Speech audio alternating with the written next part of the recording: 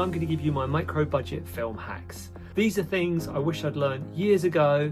They're things that can help you get the most out of your budget when you're working on a micro budget feature. Hi, I'm Jim. I've made features and shorts. Most of my feature films are out there on streaming. Do check out The Apocalypse Box, check out The Witch's Hammer. Let me know what you think of them in the comments. So let's get into the hacks. So number one, write for what you have. Now this feels like it should be obvious on micro budget, but I myself have fallen into the trap before where I've written all these grandiose locations and then it's come time for pre-production and I've just been absolutely stuffed. And films that should have taken a year to make have gone on to take 3-4 years to get finished. And then you've got to think about time. If you do manage to get an awesome location, you might be totally restricted in the time you can use it. So if I was being super conscious of this when writing a screenplay, I'd stick to one location, I'd have a small cast, and also limited wardrobe, so not lots of costume changes. There's a mind shift that you need to have when you're writing this script, that these constraints you're under aren't a weakness, they're actually something that can help you shape your film and maybe be a bit more disciplined with the situations you're writing in. So try not to think of it as something that's restricting you, try to think of it as, I get the opportunity to write a sequence in this particular location, how can I get the most out of it? So really what we're saying is, if you can't afford it, don't write it, because it's going to cost you later on down the line. So hack number 2 is to consider your poster as important as your cinematography. So this sounds counterintuitive. You think of the poster as coming at the end of the production, but these days it's vital that you have good artwork for your movie. Now you can make the best film in the world, and I hope you do, and I hope the cinematography is beautiful and it looks fantastic, but if you haven't got a good poster and good artwork to sell it with, no one's going to see it. So you really need to prioritize getting good stills on set, taking stills on a green screen, really thinking about that artwork, even at the finishing the script stage, is thinking about how would I market this film and how would I draw attention to it and get people interested. There are films now on streaming that have great artwork but aren't as good as some films with bad artwork. So really that artwork is the key to getting people to click on your film and to actually start watching it. So if you do come to a marketing budget and you've got only minimal money for one thing, that's got to be your poster, it's got to be your artwork. Because a beautiful, bold poster is the thing that's going to get people to your movie. So number 3 is genre is your friend. So don't be afraid to lean into that genre, because you want people to know exactly what the film is. And unfortunately, micro budget films don't win by being subtle.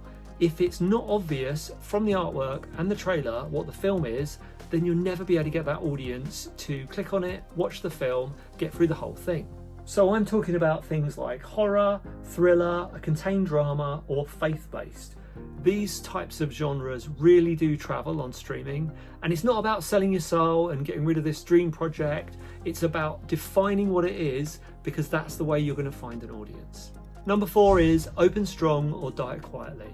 So remember that first 5 minutes of your film is super important. Not only are you trying to hook the audience in and get them to watch the rest of the film, you're trying to keep them so they get through those adverts. So if it's on an AVOD streaming platform, unfortunately, retention equals revenue. The longer they watch your film, the more money you're going to make out of it. So you really want to hook them in straight away. You don't want people abandoning your film early.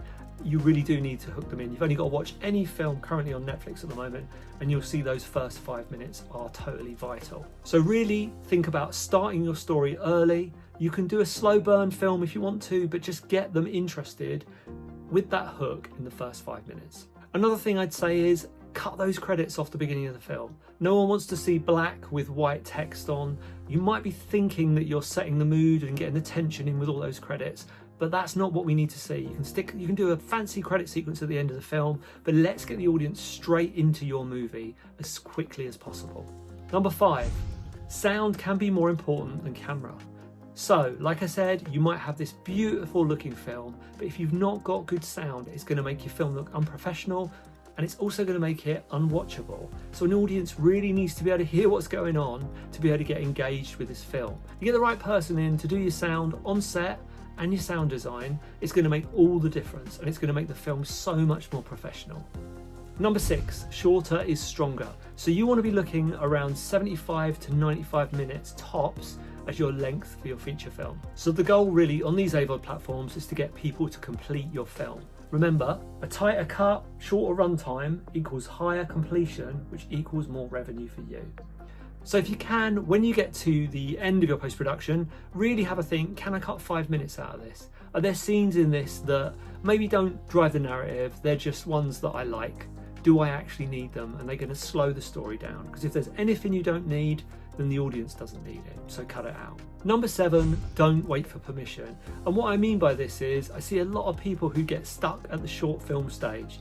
They make short film after short film and they never get to the feature because unfortunately they're chasing perfection. They're chasing the perfect script, all the perfect conditions to get that feature film started.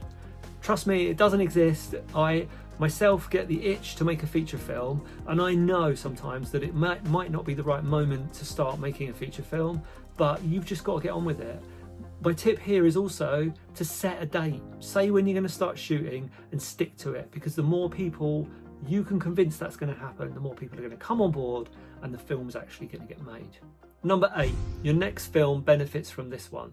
And that means that, remember, every time you make a feature film, it's a learning process and you're learning things that you can then carry over to your next feature film. You're going to be learning to shorten pre-production, shorten your shoot, get the most out of your actors, figure out what your audience wants, figure out what the platforms want, figure out what you should never do again. All of these are lessons you're going to learn while making that feature film. So no feature film's a waste of time. Micro-budget filmmaking isn't about pretending you've got money. It's about being honest with people about your budget, but also being realistic about what you can afford, what you can actually put up on screen to get this feature film to become a reality. It's also about being smart with that money, so thinking about deploying it in the most important places possible. If this has helped, then please do subscribe. There's lots of episodes of the podcast with filmmakers who finished their first indie feature that can potentially inspire you to get on with yours. See you on the next one.